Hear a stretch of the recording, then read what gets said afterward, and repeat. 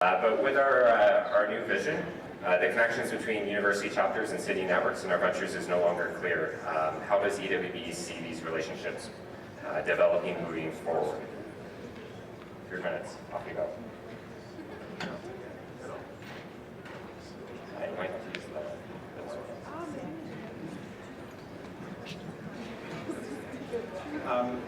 the only answer I'm going to give is that there's a lot of innovation in that space that's been burgeoning from the conference space. That there's a wide variety of different types of ventures that have engagements from just giving JS an experience with with Rent to Own, for example, and a few apps with Rent to Own, and other ones that are like GE that are completely integrated with the network and that just exist thanks to the network, and it's a matter of figuring out for each of those what the best solution is. And that you have a strong part to play in figuring that out with us. Okay, so you don't get to bank in any extra time that's left on the 3 minutes. I think I see the big cowboy hat over in the corner. I think her question's next. If you see your question coming up on the screen, if you could make your way to a microphone, that would be awesome.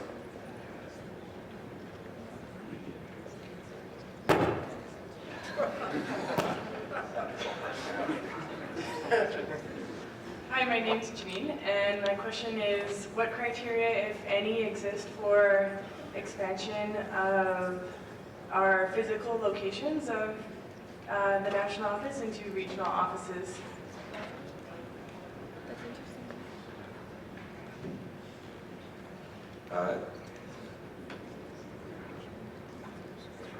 What criteria?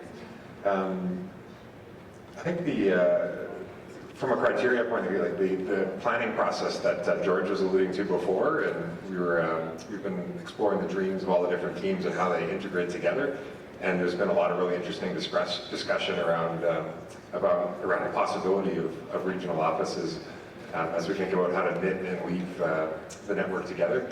I wouldn't say we're quite at the point yet of criteria because in the complex adaptive system that is EWB, there's a lot of sort of balancing between the dreams of all the different teams and ventures, and it's actually a process that we're going into coming out of conference, having harvested all of the richness of the conversations and the dreams of the overall network going into that process. And I can tell you that it's definitely being looked at very seriously, and we're not at the point yet where we're at criteria, but we're diving into those conversations very soon. Can you share any indications that are on your radar so far? What do you mean by indications? Indications that regional offices might be necessary. So not like concrete criteria necessarily, but... Sure, yeah. I mean, we actually, the Fair Trade Venture actually has office space in Vancouver, and that's an interesting kind of data point there where they got to a point of actually finding a need for that space, and it's been a piece in that venture. And so that's one data point of it's played a role in the success of that venture.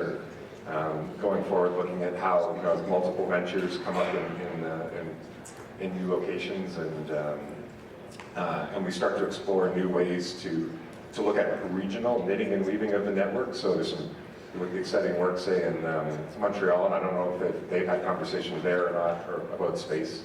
But when you start to look at the really exciting cooperation that's going on between the chapters, the pro chapters and student chapters in Montreal, I think those are sort of indicators to me that there might be some hypothesis testing and some piloting at some point in the future. So I'm personally excited to explore that opportunity, but as I said, we haven't kind of had all of the integration of the dreams of the different teams to see where that kind of comes out in the timeline or in the overall vision. Thanks. Si Simon est dans la salle, il peut s'approcher d'un micro. Sinon, je vais poser sa question. Donc, selon vous, dans combien d'initiatives ISF devrait-elle investir afin d'être un incubateur d'innovation systémique efficace? Est-il préférable d'offrir un grand soutien à peu d'initiatives ou un soutien moindre à un grand nombre d'initiatives? Je vais répondre en français.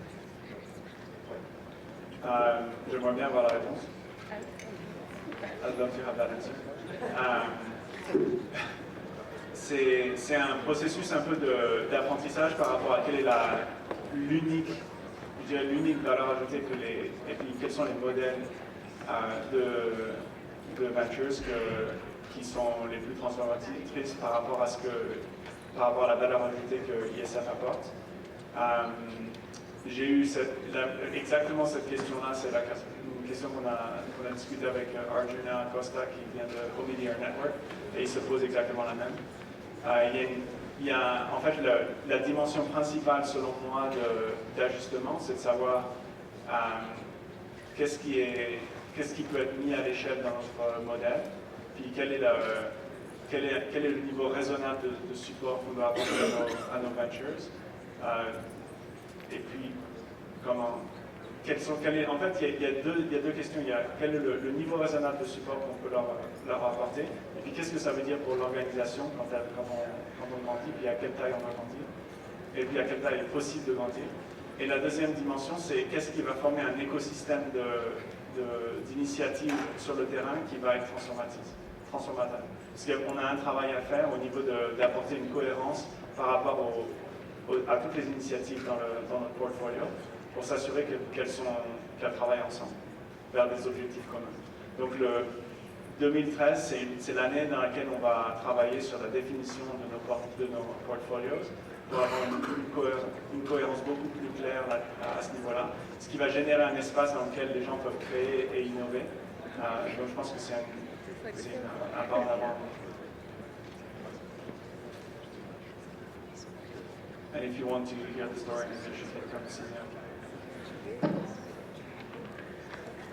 Merci. If Tristan is in the room, he can walk up to the mic, ask his question. No? No, Tristan, no. Yeah, I kind of seeded the forum when we first started out with a few questions, and it looks like they kind of got loaded up to the top quite a bit. I think I was just lucky that it was first a quick questions there. But as the venture model develops, how does EWE see itself making resource allocations for each of its ventures? How will the organization decide to fund a new venture or decide to defund one?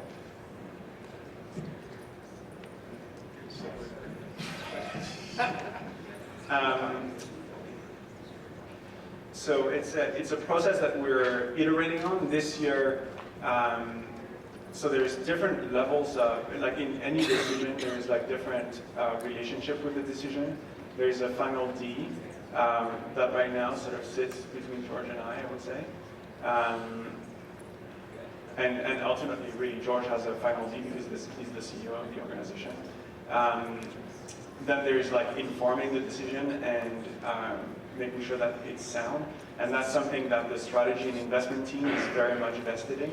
And the way we've designed that is, I think, exciting and interesting, is that we're separating two different roles. The portfolio manager is responsible for helping venture leaders make sense of the momentum and the traction that they have in their sector to themselves come to sort of sound decisions about the rate at which they should be investing or divesting in the change that they're creating.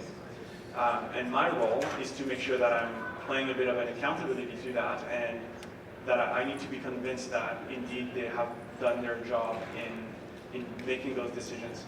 And the reason why we're separating that is that we're trying to create almost like a developmental evaluator role between the portfolio manager and the ventures, and decrease the likeliness that there would be ventures that tell us the story we need to hear in order to get the next round of funding, which is rampant in the development sector. So we're very, very conscious of building enough trust that the decisions are actually made in mutual understanding and agreement between the ventures and us. And that on top of that, it's not just a couple of people involved, but that there is a representation. So I was talking about, George and I sort of accountable for the decisions that are being made. The strategy and investment team curating the process of making those decisions, but there's also both for new investments, for existing investments not so much, but for new investments there's definitely a strong engagement of the network this year. A little bit as an experiment, we've had, I read the list during the framing of the Innovation Forum, but we had around a dozen people called upon to opt into the process of reviewing applications, providing their feedback, providing different organizational perspectives to how we invest. I'm going to do a quick add-on to that we can definitely expand on. One of the things the strategy and investment team has worked on this year is developing not so much criteria, but areas areas within which they evaluate the performance or the makeup of a particular venture. So, for example, the clarity on the theory of change, the strength of the team. And so one of the things that we can do following this conference, and probably even as we go on over the next little while as it gets refined, is just communicate a little bit more of that criteria out there, because we have it's an ongoing iterative process to refine it, but we have some good ideas that, these guys have pulled together some great descriptions that are shareable today. And the last piece I'm going to add is that tomorrow morning there's a session that the strategy and investment team has put together that's going to allow you to play with those concepts and get your hands dirty with the challenges of making good decisions. So feel free to draw. So I just want to mention, this is still EWB Q&A. We might not have articulated it very well at the beginning, but those microphones are looking a little bit lonely. So feel free to step up, and we'll make sure you get in there. Deval. Sure. Allow me to preface this question with sort of understanding that I don't mean to be accusatory or anything like that. Just understanding that EWB sort of in this navigation phase and determining how it's going to be an incubator and how it fits with the current sort of organization and how it is. So the question goes, is there a potential conflict of interest in our structure where a board member or staff may pitch an idea to become an EWB venture with the potential to leverage resources from the organization?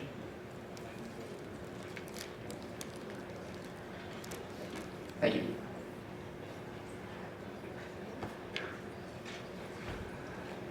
I don't know. You look around, no one's talking. Yeah, that potential exists for sure, but when you take on board responsibility, you have a fiduciary duty to the organization that you serve to recuse yourself in any sort of voting or whatever. So it may come to pass that a member of the board has something they want to pitch, but it's a conflict of interest for a board member to then enter into some into a voting process or whatever. And I think as a board, we do respect that. Obviously, that would be something that we would treat very, very carefully. So it is something that can happen. You can always have conflict of interest situations with, especially when you have board members that represent the membership and who may have other interests in the same development space. So yeah, but let's always be vigilant, and if we are clearly transparent with our processes, then you will see that we're applying those processes in a fair and equitable manner, and if they're not, you've got a voice. So The one small thing that I'll add on, I think so. I've been involved over the past couple of days in our first round of interviewing of new ventures. And in that, I really one thing that came to mind, we've been talking about how EWB is a different incubator than others that exist out there. And we're different in the type of support that we give, the length of time that we provide that support, the integration of those ventures into EWB. One thing that really came to mind when we were going through these interviews is that it's just how different it is, because almost every person we were interviewing we had an existing relationship with. And they were either staff members or prior venture leaders or what have you. And it came to my mind is sort of how can we make what type of decision are we making? There's no such thing, I don't think, in any case in making an objective decision, but how is that relationship in both a positive way and a negative way influencing those types of decisions? And I think we are trying to create something a little bit different. We're not trying to say this is just a transactional interaction when we're making these decisions.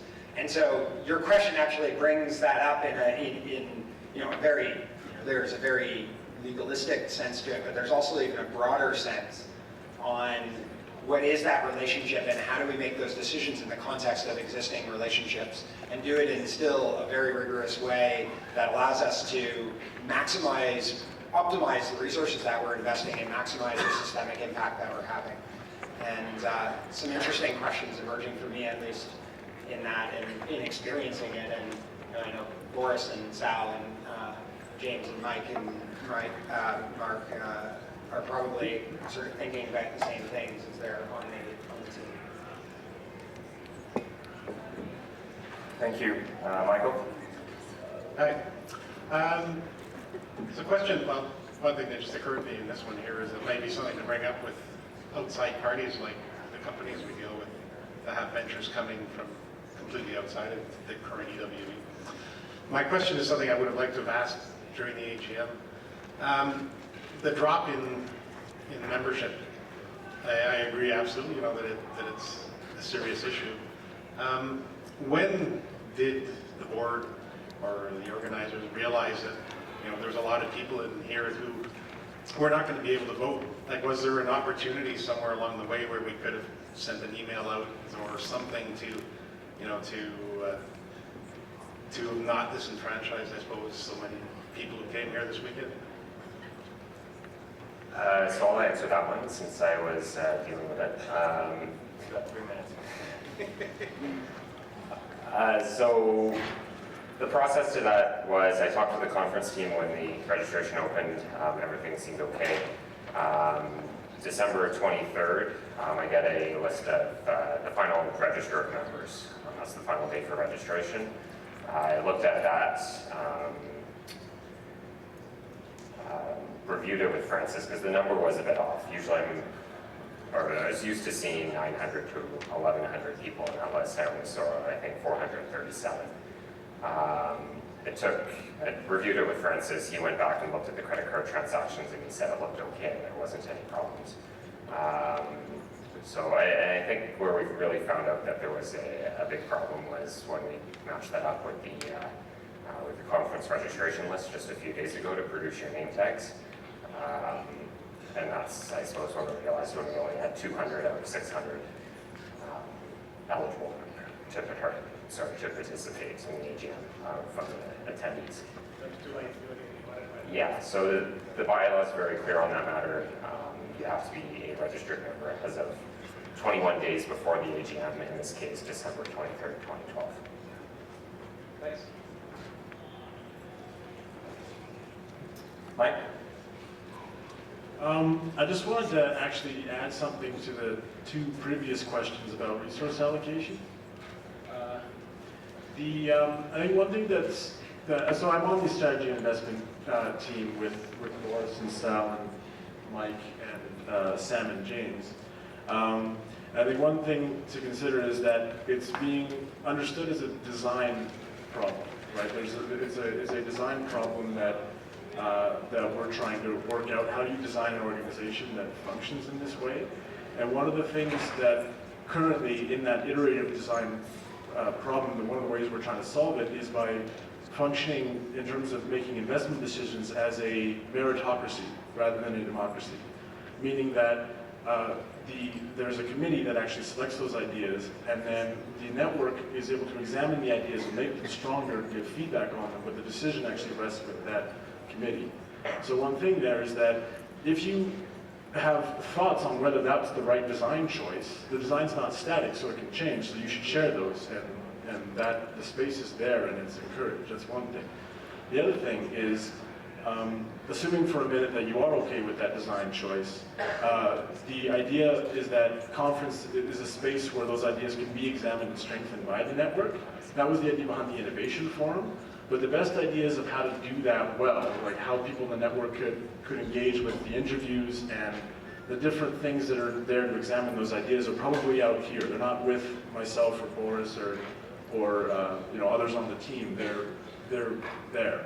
So if you guys have ideas about how you want to actually look at the things that the committee is eventually going to make decisions on, share them and they'll get incorporated in the next conference, and that would be awesome. Anybody wants to venture an answer on that?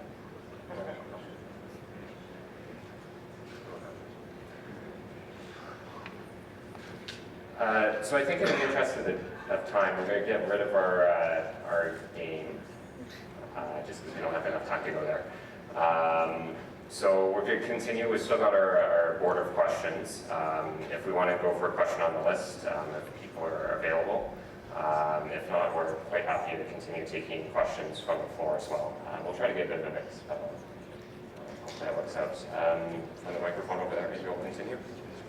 Hi, my name is Sierra, and I have two questions actually.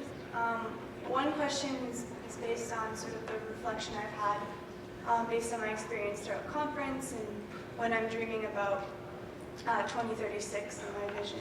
And there's something really worrying that I've experienced in conference, and that is the lack of, or maybe the mentioning of Dorothy and EWB values and social change. I've heard that a lot less in the conversation from my experience in conference this year as opposed to other years and my other experiences with EWB, as opposed to other words like growth, investment,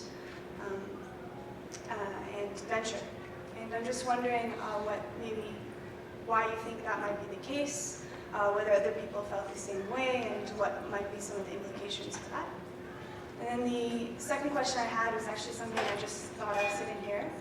And I was thinking about visioning for 2036. Some of the I was thinking actually closer to home, something that is happening, a big change is happening in 2015. The MDGs, post-MDGs talk is something that's becoming big in international development in that greater network. And I'm wondering if there's any scope for that type of discussion within EWB, if anyone's talking about it, and if there is, if dealing with that change and being part of that change, if anyone's thinking about that. So. Yeah, thanks.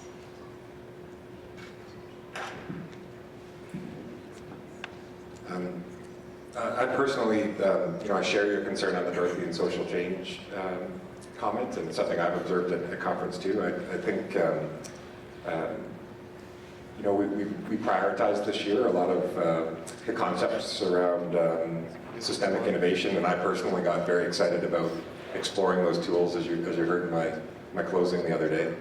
And I think that there is a need to be sort of checking and looking and sort of rebalancing, and I personally am looking at reigniting and diving and bringing more of my attention back to social change and looking for that integration of the social change and the systems thinking more and more. So it's not an either or, but more of an and. And at conference, there's some great sessions that are in the conference content overall. So I think we're starting to plant those seeds in this conference that hopefully will then come out with some amazing sessions around Erin Aylward on gender and Suzanne Fish on inclusion. Had an amazing chat with a woman who's here from Gender at Work about social justice issues, and I'm really looking forward personally, and I think both for my personal exploration in this year and to see where the seeds from this conference take it in the network as well and find those integration points.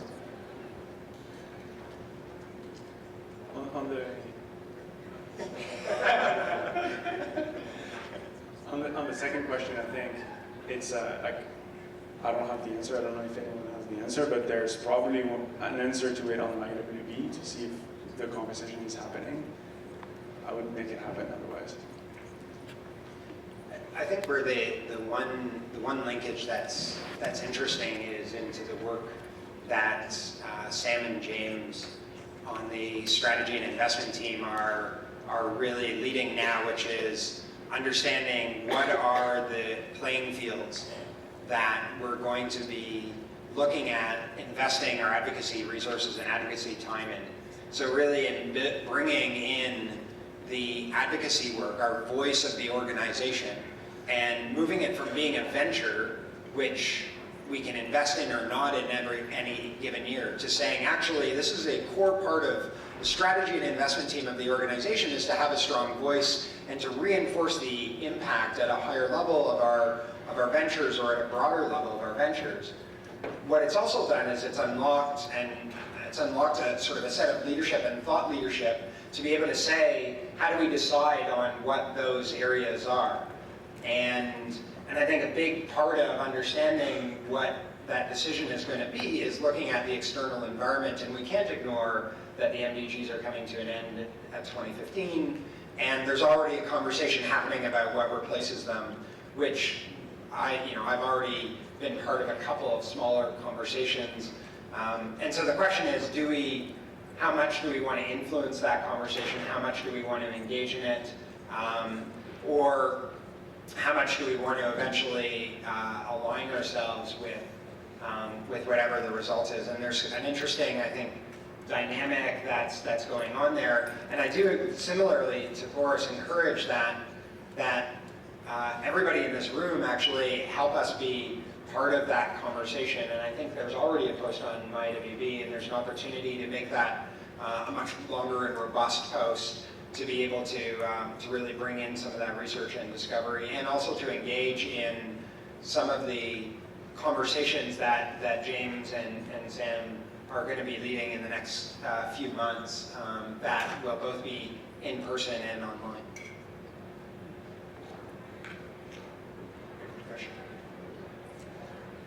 So I think we'll go with Alex next, but I do want to begin a bit of a mix between on the floor and the moderator. So I don't know if there's Patrick in the room. Oh, we do have Patrick. So if you could slowly make your way to the microphone while we hear from the lovely Alex.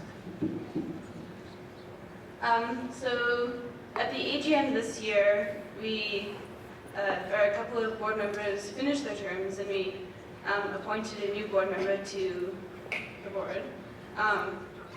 So my question is there a process or commitment to increasing the diversity of our board? Do you want to speak, Josh? Great. Absolutely. Absolutely. I think I talked earlier about the fact that we've actually undergone kind of a self-selection process internally to the board, and also a gap analysis, and so we are very cognizant of domain knowledge gaps and geography gaps and gender gaps. So look to us addressing that in the coming months. You're not going to have to wait another year to see another board member that I think you're going to be very happy with. But as directors have departed, they do leave gaps, either in terms of their perspective, their domain knowledge, their the geography that they represent, their whether or not they're bilingual, which I'm now highly cognizant of. Maybe I'll be more bilingual next year, but I can't be a woman, and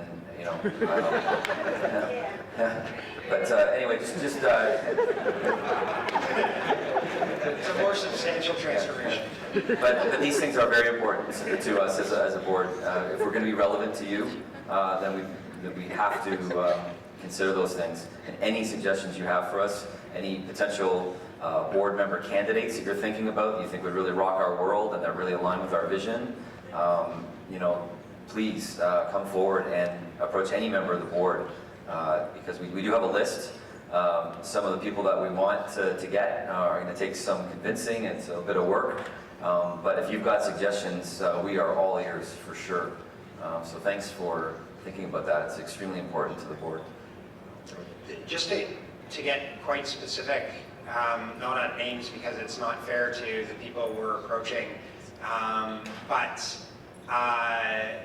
two of the next candidates that we're really trying to be in deeper conversations with. One is a woman, and another one is we're looking to add our first African national board member to the board this year, and are in conversations with somebody who's quite busy right now, but hopefully will agree to be on the board. And so that second choice is, I think, a very exciting one for the board, and one that we're deeply committed to moving down the path of even more as the years come. And so, yeah. Thanks for the question, Alan. Thanks. Patrick, you're up. Great. I'm going to change the framing a little bit because there's a character limit, and I don't really like the way the language turned out. But it's going to be just as condensed. But yeah, so last year we launched a really ambitious and exciting new vision, and we're about 1 year into that now. And I'm wondering, in the context of our new vision as an incubator of systemic innovation, are the structures in our network, such as chapters, city networks, distributed teams, evolving to actually catch the great exciting energy of that new vision? Are our new structures emerging and also being part of that evolution? So we can be an organization that is best serving this exciting vision, and what might need to change to better enable that evolution within our organization? Are there neat fixes we can do? So maybe that's a question that anybody on the board can talk about if they're excited about that potential evolution to best serve our vision. Thanks. So one of the things that I'll point out, and it came out a little bit in our presentation, and I'd love to also hear from the two of you, either one or both, that we were really thinking of. I glazed over it quite quickly, but this notion of a structure change at the national office was a part of something that we did this year that was quite substantial. We spent an enormous amount of thinking time and action time on it, and continue to spend time in transitioning it. One of the reasons was because we felt that the structure that we had of how we were actually bucketing strategy and thinking and ideas and responsibilities was not actually enabling this evolution that you're talking about.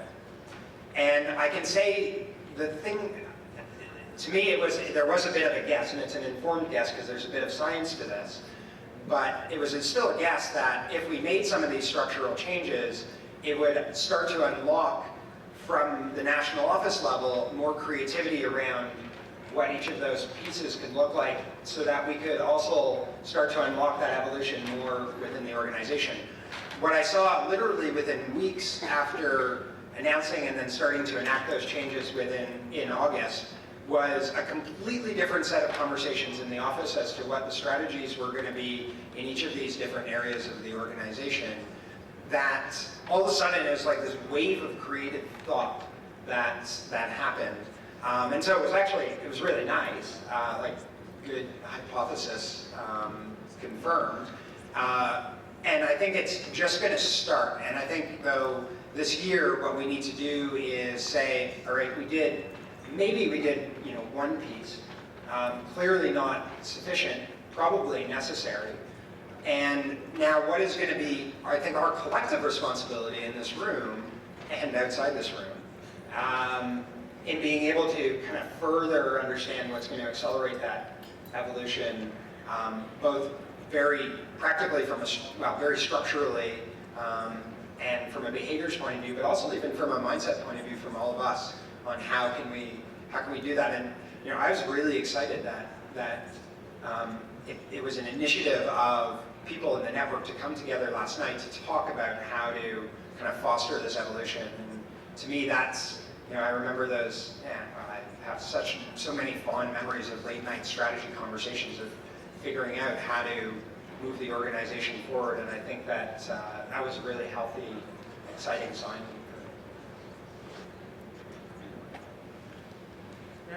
The only thing I'm going to add to that is that the tools that allow us to actually engage in those challenges and to learn from the experiments that we make in those spaces, like the interaction between the network and ventures, are the skills that we've been developing throughout this conference, and that makes me very, very confident that what's going to come out in the next few years is going to be pretty tremendous.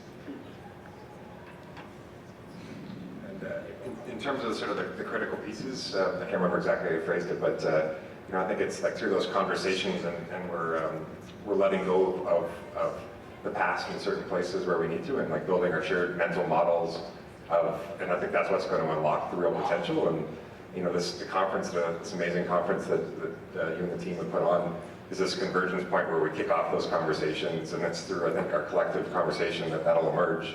I know from my own voice in it, you know, coming from the Vancouver professional chapter and seeing how ventures can emerge from the network, like I'm super excited to figure out how we keep making that ground more and more fertile. And I think there's been some really great early steps, like even the shift of the network team to a regional model of support. So it's how do we shift structures and shift our thinking and kind of work together to figure that out. And I think Boris has said it's a super exciting time. Thanks for the answers, and I'm really excited to keep exploring that evolution with everyone in this room. Great.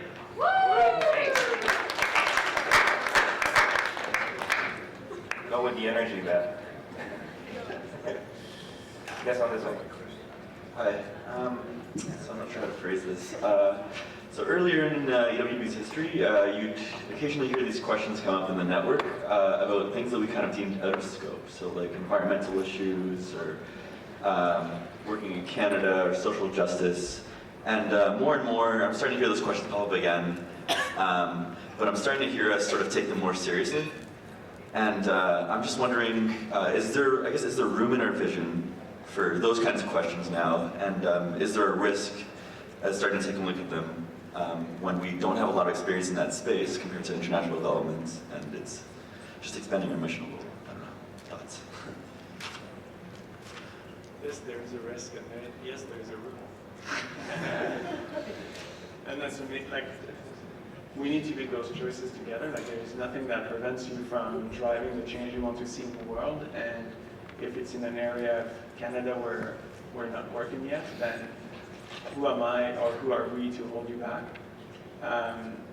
But at the same time, as an organization, we need to make sure that we actually focus our efforts and actually progress towards a common vision. And there is a dance between focus and diversity. That's the same dance that makes life happen. It's evolution. Isn't that beautiful? So I was wondering if we could maybe get a representative for, well, see her. I don't really see her, but if she isn't in the room, maybe a representative for her to come up. But in the meantime, I see Ben over there has a question for us. Sorry, could I just get a little more specific answer about that? I feel like that was really general. I'm sorry. So to give you like the operational answer, the way we framed the new investment process this year was we're going to consider ideas that are within our existing areas of investment, and that's going to remain true for quite a few years because we just don't have the capacity to support everything. And in fact, I would say potentially in the next few years we need to also narrow our scope and bring some more sense to the coherence between what we invest in. But that's it's a question up for debate. Like I've chatted with Russ Sperling and other people at the conference about that question, and I'm getting mixed answers about it. So I don't know. I don't know, do you want to maybe just take Sarah's question as written? I'm wondering if the framing of that's fairly similar to the one that we had earlier. It's asking about how the interaction between ventures and chapters. I think we've covered that. Are you comfortable? Executive team? Is Eric here? She stepped out, I think. Okay. Can I add something onto that if we're not going to go on to this question? There's one thing that I wanted to throw out there is I've heard lots of people come up to me during this conference and ask, okay, what type of involvement are chapters going to have in making decisions about what they contribute to in terms of the ventures, in terms of what ventures we actually engage in. What I'd love to hear is somebody come up to one of us, or not even just do it, is actually build build an idea, a prototype of how chapters will influence or contribute to ventures in a very, very tangible way, influence or contribute to the decisions that we make to enrich them, and figure out how to actually have chapters driving what our venture investments are. I think it's already happening by default, but more than by default, it's happening through the intentional choices that many chapters are already making about what they work on, what volunteers work on. I think we can push that to the next level. I think that there's way more innovation that's possible from chapters on how they interact with the venture model, and you're not going to get it from us because we're not going to think about it. To be honest, it's like it's not in our sphere of day-to-day concern. It is in your sphere of day-to-day concern and so build it. Like, come up with an idea, try it out, test it out, push us, and the likely answer is we'll be really excited to help you refine and think about how to push that idea forward. And maybe a last piece around like the areas in which we want to invest is that James and Sam are leading a process or curating a process of making sense of that and bringing insight and knowledge to this type of decision. And they're not doing it alone. We also have a group of advisors, people like Ian Smiley or Tim Broadhead, who's joined the board now, who are actually helping us see trends and see how we can inform that decision as best as possible. Oh, yeah, no. My question is basically a follow-up to Boris's question during the AGM. And I feel that this is pretty important because it relates to various issues that are related but somewhat different that seem to come up often at AGMs. And in particular, I'm just wondering, I think mostly from George and Shane, the history of thinking around how do we, with strategic decisions, because it's obviously a very different organization than a corporation in this regard, and how you make those decisions, how you communicate that and stuff. Just kind of a backstory on that to give us some context, because we're not thinking about this nearly as much as you guys. I think what I'd say to that is, it's interesting because I think that this conversation is one that we haven't actually had too much. I would say that we've basically just defaulted to a relatively standard mode of operating in terms of corporate governance, in terms of running AGMs, in terms of strategy. And the more I think about it, the more I think there's an opportunity for us to actually challenge that and kind of design. There's always a question within EWB. It's like, do you try and redesign every single thing in the entire world and how an organization works? Our answer often is kind of yes. But this might be another really ripe area for us to innovate.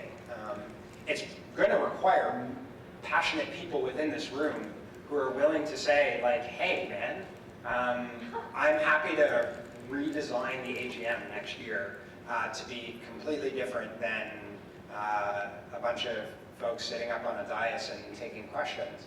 And I think I'd be really excited about that. Just to clarify, George, so that when you say typical models of corporate governance, the default of that is just shareholders, members giving the authority to the board, and then the board kind of deciding how much wiggle room they want to give to the executive. In our case, I would imagine quite a bit. Yeah, exactly. I mean, I should have explained that. You did a very good job of explaining that exactly right. Just to add on quickly, like taking a step back from sort of like formal governance and its link to strategy, and talking about some of those new potential models for how we channel the collective intelligence and the collective wisdom of the whole network in our strategy. I think there's some really cool things that are starting to emerge. You look at the way this conference team curated a really distributed conversation to come up with the theme of this conference, and that conversation has shaped the arc of the organization. And even the Imagine campaign and getting the imagination of EWBers across the network. And we're reading through those things and looking for trends as we're doing the planning process. And so I think that there's some really cool things. We had the storytelling theme represented quite strongly at conference. And I think there's some really neat innovative things we can do to use storytelling and scenario planning to actually, again, this is outside of sort of the formal structures of strategy, but I'm personally much more excited about these ways that I think are more meaningful and deep of actually working together to tap collective intelligence. 10 minutes. I get 3 too, don't I? No. But anyway, yeah, so that's a personal take on that strategy question. Let me just provide my perspective, if I may, since you kind of asked both George and I. So I really see the board's role as shaping and supporting strategy. It's unacceptable for us not to have a strategy, but honestly, it's the membership, it's the chapters, it's the network, it's the executive team, it's the national office. You guys came up with the strategy and the vision, right? The board needed to understand where you were going. The board helped maybe shape that, provided some constraints, talked about how to fund it, sponsored more discussion, really wanted to see engagement within the membership and asked for more education to be delivered to within the network. So I think a lot of times people did it's back to this paternalistic theme where the board is trying to determine everything. This came from the organization. It came from management. It surprised the hell out of me. It scared many of us on the board that we were really going to commit to something that was going to go sideways. And I have to say, it is just absolutely amazing how you folks have taken up the challenge of the vision, and the number of ventures that are being discussed, the kind of language that's being used. Anyway, that's my philosophy is always that boards should help to shape and constrain and support, but not create. It's up to you guys to create it. And man, did you ever do a rocket job?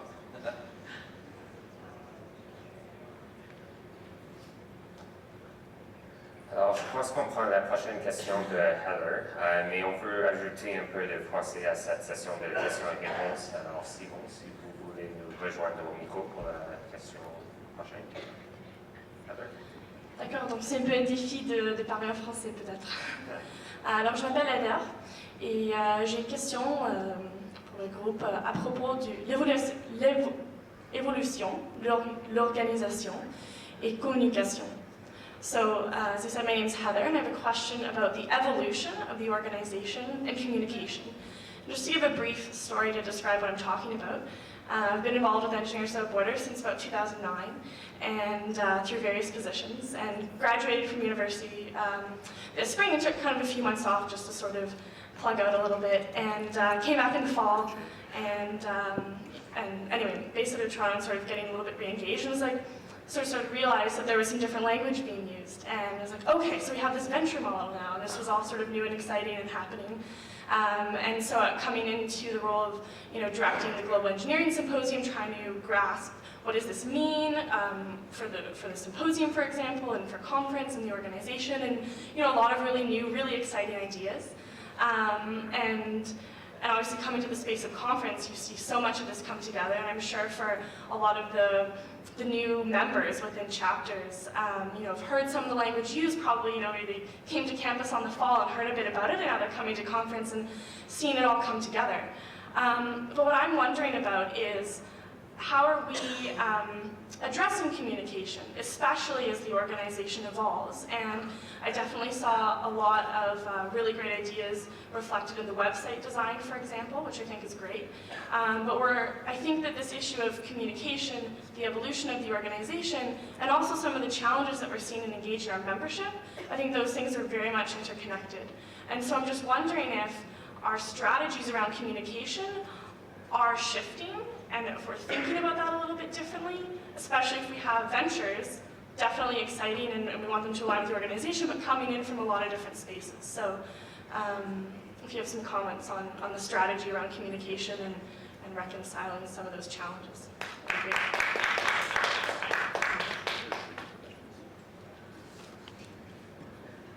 Yeah, so important and an important question, and you're right. I don't think well, we haven't given it enough attention to move the needle on it over the past few years. Where we have actually given it very concerted attention on very narrow areas. For example, in the Vision this year, in really literally running workshops for 450 people to get people to play around with the terms and ideas within the Vision, and communicating by email about what that vision is, putting up an entire website, a vision.ewb.ca website. We did quite a bit on it, and it was in a very narrow area. What I think we haven't done, and you're absolutely right, is we haven't taken a holistic view of it, and really understood how to bring all these different pieces together. So we have MyEWB, ewb.ca, vision.ewb.ca. We have this moderator site, and probably 3 others from multiple other AGMs. Things are all over the place, and we recognize that.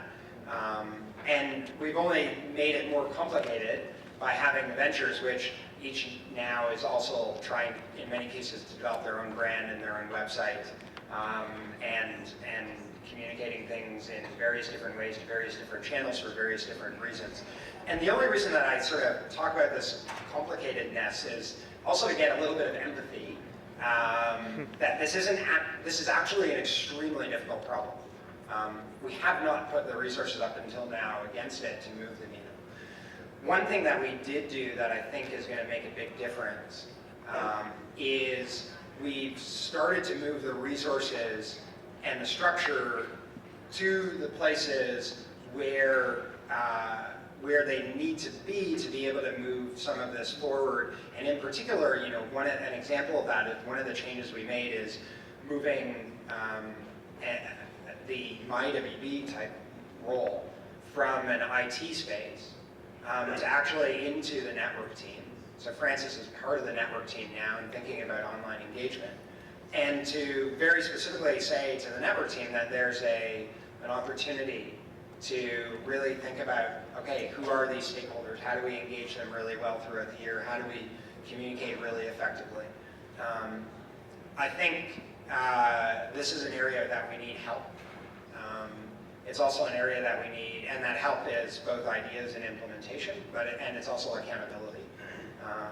And I can say that we probably have time and bandwidth now in the next year to actually do this, and that's for the first time in a few years that I can say that I believe that will be pushing it forward. But we also need people to help in that. And in fact, that's already happened. You've seen initiatives throughout the year where people have said, "Hey, let's create a quarterly newsletter," and it happened. And I'd love to see it, that type of thing, also continue to be able to really harvest the talent that's within the organization. Thanks for the question. Simon. Donc, il y a presque exactement 1 an, dans le cadre du congrès, on apprenait la dissolution de l'équipe ERA au Burkina Faso, ce qui, ni plus ni moins, annonçait la fin du travail DSF en Afrique francophone. Depuis ce temps-là, on a des gens qui travaillent de nouveau au Burkina Faso avec l'équipe de services de développement d'entreprise. Et donc, je me demandais quelles actions ont été prises pour soutenir les gens qui travaillent en Afrique francophone.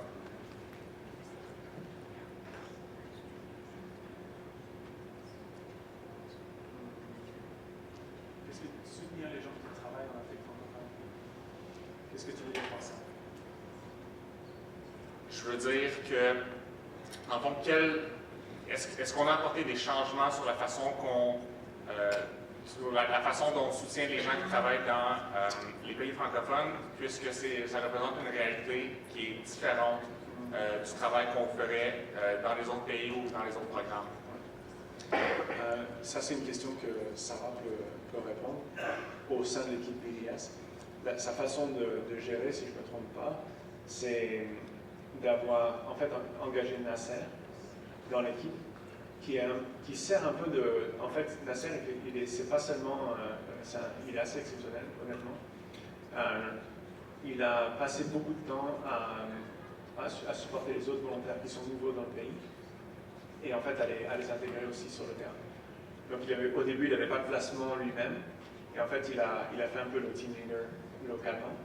Et ça, je pense que ça a bien aidé. Je n'ai pas discuté avec les apps directement pour savoir comment ça s'est passé, mais je pense que Sarah elle pourrait commenter. Il y a une autre chose qui est en train de se passer, c'est que, je ne sais pas si tu te souviens sur la description du Innovation Forum, du forum d'innovation, il y a trois qui sont francophones, il y en a 2 qui viennent du Burkina Faso. Et en fait, c'est l'équipe ERA, l'innovation par rapport à la simulation de la commercialisation, c'est quelque chose que les 4 leaders burkinabés ont repris à leur compte. En fait, ont cultivé, ont continué à mener, et maintenant, ils ont approché l'ISF pour le soutien. Il y a aussi Idrissa qui a dit qu'il voulait lancer un... Idrissa, c'est une histoire assez extraordinaire. Il a été personnellement transformé par son expérience en village. Et en fait, il veut lancer une venture qui donne l'expérience à des Burkinabés de faire un séjour en village. Voilà. Merci. Just to be cognizant of time, we do want to finish up, or we'll take our last question. We won't be taking any new questions past midnight, just because we have to allow enough time for a circle of Bearbat. There's a time limit to how late we can be in these rooms tonight. So we'll go again here with Joseph. We'll only have time for maybe 2 or 3 more questions before we end the night. Hi, Joseph. This is kind of continuation of that communication question. And when we observed the national office from the city chapter, we observed a very interesting paradox. You guys are always really, really busy, but you guys move really, really slow. When we ask a question, like for example, the corporate policy document, it's been in the works for a very long time. And when we try to have a discussion with national office, it seems like the real meaningful discussion happens, say like twice a year during regional retreat and the AGM perhaps. And our chapter buddy, or Matthew at least, he's engaged with us, but we see him being split so many different ways, so that we don't see him being able to concentrate a little more on developing city network, coordinating, playing that facilitator role. So he ends up being playing a very passive role. We tell him sort of like what we do, but there's no intentional. This is like a vision and strategy that we're trying to coordinate the city chapter towards. And I guess my question is, like, do you recognize, do you see the same thing that we see, and do you perceive that as a problem? And if so, what are some of the next steps that you guys are thinking of?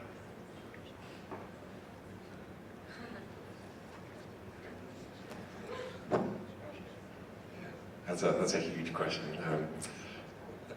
But just a few thoughts just to kind of get it out there and hopefully start a conversation that I'd love to keep going on this one. But do we feel that tension? I certainly feel it for sure. Yeah, totally, of course. And I think I think Boris mentioned earlier something about like the stage, or someone mentioned this dynamic that's set up in this AGM with the stage where, it's kind of set up like question and answer as opposed to like conversation and dialogue. And national office in general, like the way it's sort of framed is, we have some similarities to sort of more traditional, not a lot, but we have some similarities to more traditional kind of organizational structures where you look like, there's a natural tendency to look up for answers. And sometimes that's the role of the national office as a certain sort of point in the network, a certain type of hub. One of the big potentials I see, and I'm really excited about, are things like the quarterly newsletter and that, where we can actually find ways of innovation within the network that rely less on the limited resources of the national office. I mean, EWB is such a unique organization. And I think that's one of the things that gets me so excited about it, is it's not structured and it doesn't behave like other organizations. And part of that is this massive leverage for an organization with, 25-ish people in the office, and the size and the magnitude of what we're doing is so much bigger. And that's a creative design space that there aren't templates out there of how this works really. And we're figuring that out together. And I don't know the answers of it. That's why I say it's more of a conversation. But my sense is that the answer is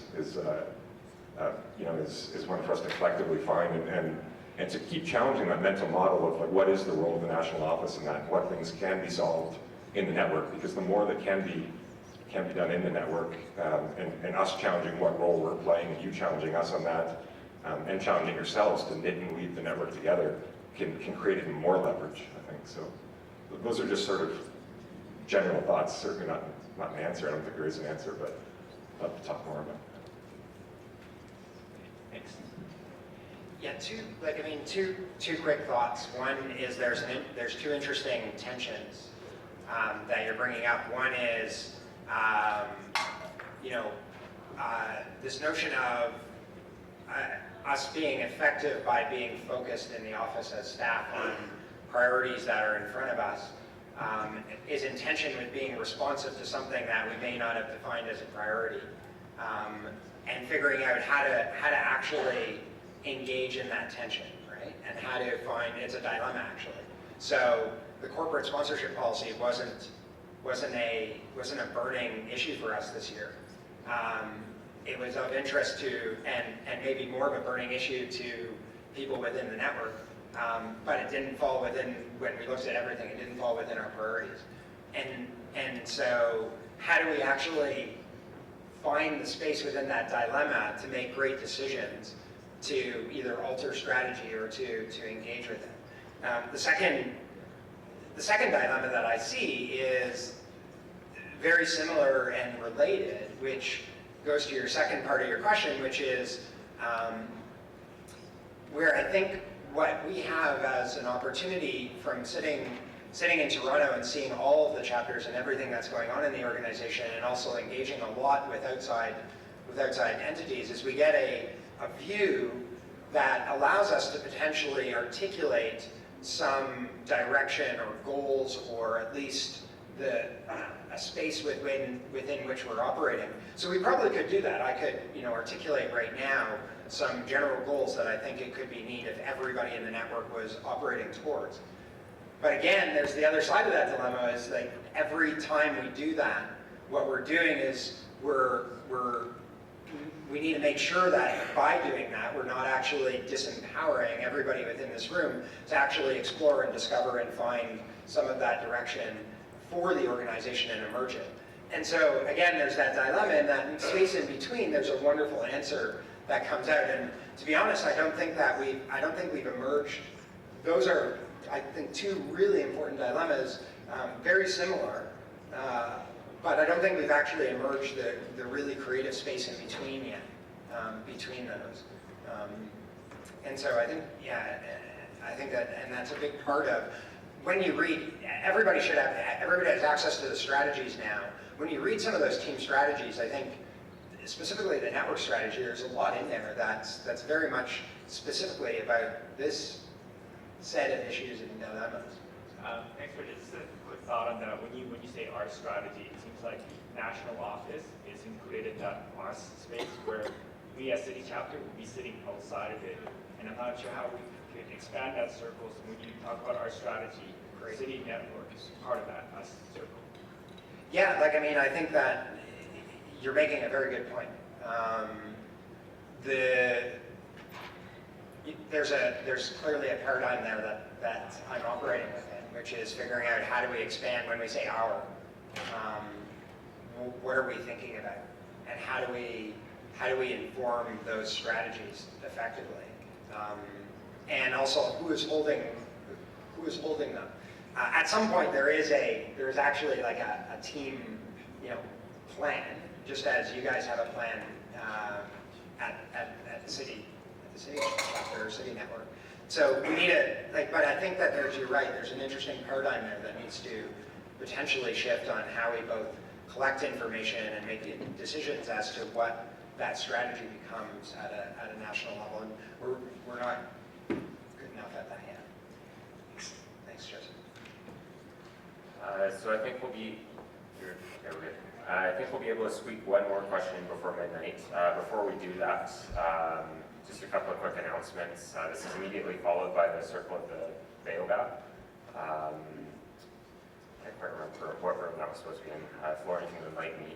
And the second announcement that I have is for those conversations that go until tomorrow's breakfast. There is space available 24 hours in Nielsen 2. That's kind of a half stairway off the conference floor. So if you need some space that goes all night, that's available. That's where we'll go. After Baobab, I'll hang down in Nielsen 2. So Mark, you just said if we want to continue some of these questions. Boris. He's in. And Circle of Baobab is in Dole.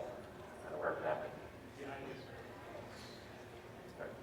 I'll have to follow everyone else there. So I think we had this side of the room was next. I think you've got the last crack. Okay, quickly. I have a question about the portfolios that we decide to invest in. I know you guys, George and Boris, you already talked about this a little bit. Boris, we were talking about balancing that line between what people think is possible and what we can support. I think it's a really crucial question. The portfolios that I see articulated right now seem to be chosen to reflect the current ventures that we're investing in, obviously. So as not to shock anyone. Although I don't so it is I think a really important question for us to address in a very transparent way going forward, because even, for example, for AgX, like I don't feel AgX actually, to my understanding, doesn't really fit in the way those portfolios are articulated. So, like, we're not really building markets and we're not really public services. So, anyways, that's a specific articulation right now. But going forward, does that mean like I, as a venture, should be worried, or how is EWB basically going to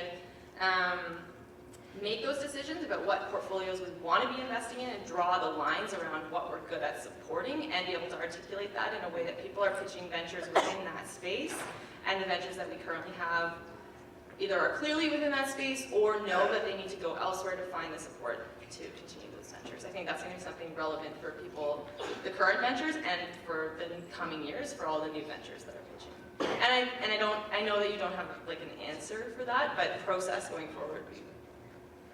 Okay. They're just talking. I don't know if I understood exactly what you said. Like was an off comment around like. Okay, don't worry about that part. Right, okay. We can talk about that later. So the few insights that I've collected so far, I'm going to answer to the like how we address it. But Russ Gerling was telling me when I said, okay, we're playing with that. We're like, should we focus or not? And he challenged me by saying, you want to focus because the narrative, the story is easier to tell. So be careful about what you wish for. Alim, on the other hand, Alim Walji from the World Bank, described the process that they're going through, because he's like leading a social, an innovation lab, and they're exactly parallel to EWB in terms of where they're at in developing it, which was quite interesting. And he talked about I forget exactly the term, but like a staircase method in focusing the conversation about core competencies after you've defined the vision. So for the World Bank, the president basically defined that it was line of sight on poverty, which is equivalent to our accelerating Africa's development. And that created the same type of run around and try to figure out what that means at the World Bank, as it did with us. But then, so that, the core competency piece, as he described it, was a way to, they're doing that with McKinsey, is a way to shift the focus from leading our venture to a common purpose that really adequates what we can do best and where we want to go together.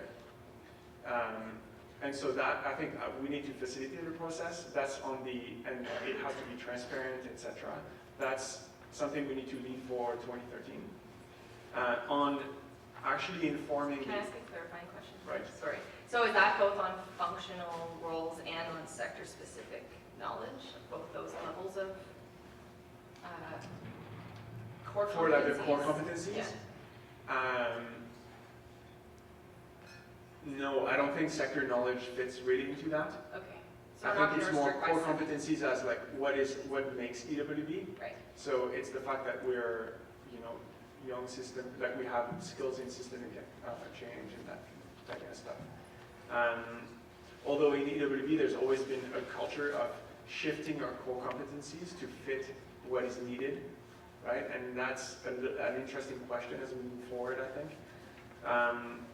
The other piece Arjuna brought forward, Arjuna Costa, who's with Omidyar Network, who's also dealing with portfolios and asking the question about systemic change in his investments, was basically saying that you have to create an ecosystem of investments, so the portfolio should actually look at, how that's articulated within.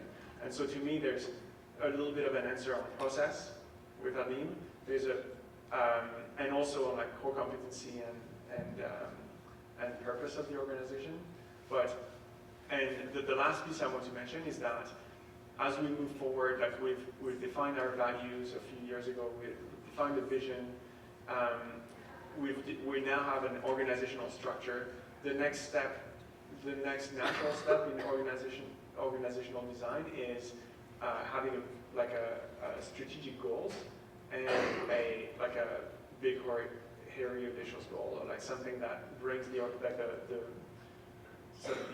imagination of the organization forward. And so that's what we need to enter in. And the strategy and investment team and George are responsible to make that happen over the next year or two. And specifically in our team, James and Sam are going to be leading that conversation. Excuse me, with all due respect to the organization of the conference, we're supposed to be asking tough questions, and I think this question is not as tough, unless it's in front of a big crowd. So if you would allow me to quickly ask it. I think the text messages I'm getting from Josh at the back of the room say we can have maybe a few more minutes. So if you guys are okay, maybe we'll go with that. But I don't think we can go past that. Thank you. My question is regarding the finances of EWB. Sorry, my name is Mohammed. Regarding the finances of EWB, I think that any non-profit organization by nature needs to be very careful with the way it allocates money and funds. This is my first conference, and I'm quite astounded by how well it's orchestrated. But I can't help but think of the amount of money spent on something like this. I wonder, would it not be better to spend less on things like this and allocate as much money as possible on other EWB ventures? Not to be trashing, the Hayat or anything, but we could always find a less wallet-heavy venture, I guess. I just want to comment that I'm very happy that you're asking that question, because it reflects some values in EWB that make me proud.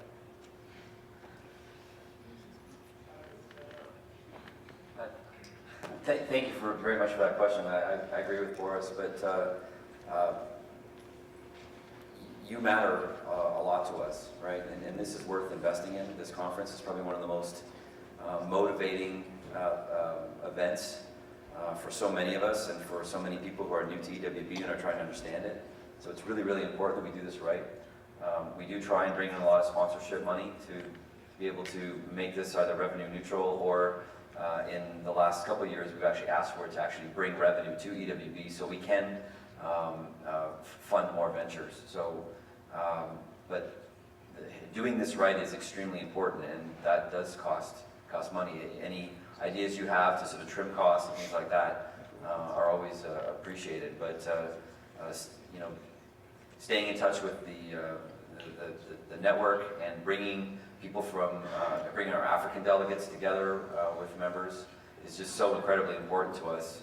I agree it costs money, but you know, it's something that we need to continually balance, and your voice counts a lot in that debate, so thank you. If I might clarify, I wasn't directly suggesting that we shouldn't have national conference. I see the huge value in this, but my suggestion would be something that is on a smaller scale so that, you know, we can allocate more money to the things that matter more, I guess. I think, Patrick, did you want to jump in on something? Yeah, I think it's a really great concern, a really great question that was raised, and maybe try to add a bit of frame from the conference team. And we also have Sierra still in the room, and I think George and Boris and Mark are also really involved in a lot of goal settings for the conference. And one of the second primary goal of conference, and it's in the handbook, so if everybody has their handbook and wants to take a look at it, was actually to accelerate ventures. And I think when we're talking about strategy, it's really important to recognize that there's an economic investment, but there's also the investment of convening the whole organization around looking at our ventures. So when we were thinking about conference, we tried to really intentionally consider what is bringing everybody together, and really exploring what a space like this can do for ventures actually do for the work our great leaders are doing. So when we think about someone like Ethan Froud, who's bringing a new venture together, or the great pitches we heard tonight, there's something that can be done in a space like this that maybe just a check can't do, and I invite people to consider that. And maybe on the note of the Hyatt too, it's kind of funny. It's actually the cheapest venue in town for this kind of space, and that blew my mind when we looked at the bid. But actually, you can't get a cheaper conference in town than the Hyatt. But woo! Yeah.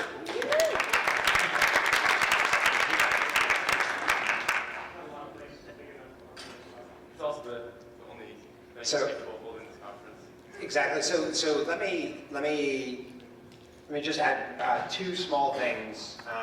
So I think one, we've heard, you know, for investing this kind of money, we better take it seriously and make sure that we're rigorously saying, you know, are we holding the right type of event? I think, you know, we have a process also for the 2014 conference, which you're going to hear about tomorrow.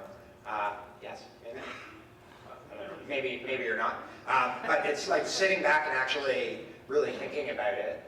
Second, I think you're bringing up a really critical point around sort of just the logistics of the venue, right?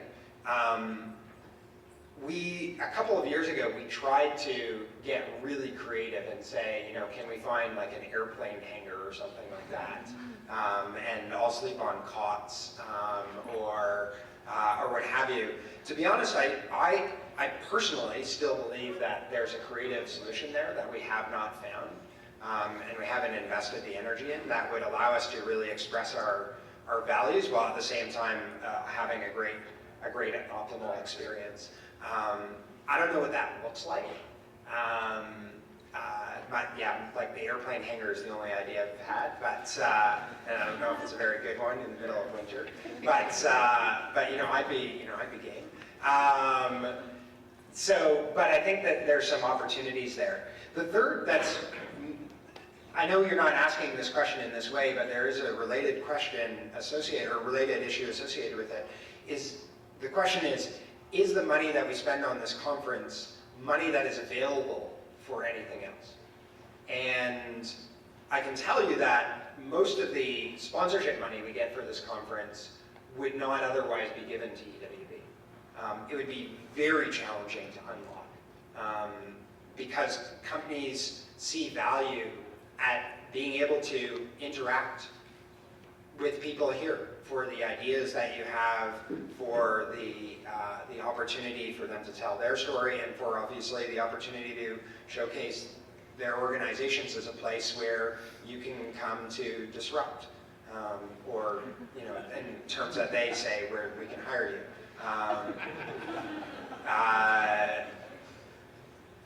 And so a lot of that money actually just wouldn't be available. I would guess at least half, if not more than half, just actually wouldn't be available. Which is one of the reasons why we've planned for surpluses, is to basically say that money wouldn't be available. So let's use that to actually fund, let's harvest it to fund our ventures by the value that we're creating.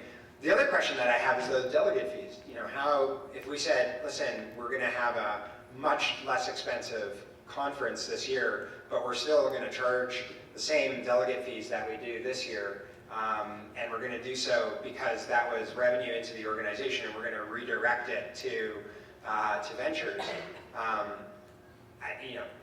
There's an interesting question as to what the reaction would be within the organization to that. So is that money reallocatable? And so there's some interesting questions that are entangled in it. But this is something that's so important to put out there because it is so in line, and similarly it makes me proud that we're asking that type of question because it's in line with those values around are we getting the right type of, are we making the right type of decision for the right type of reasons that's in line with what Dorothy would want. Thank you very much. Okay, so we really need to end it there. I want to thank everyone for coming out. I think it really speaks to the organization when, 5.25 hours after we started the proceedings, still this many people here, still some energy in the room. And thank you.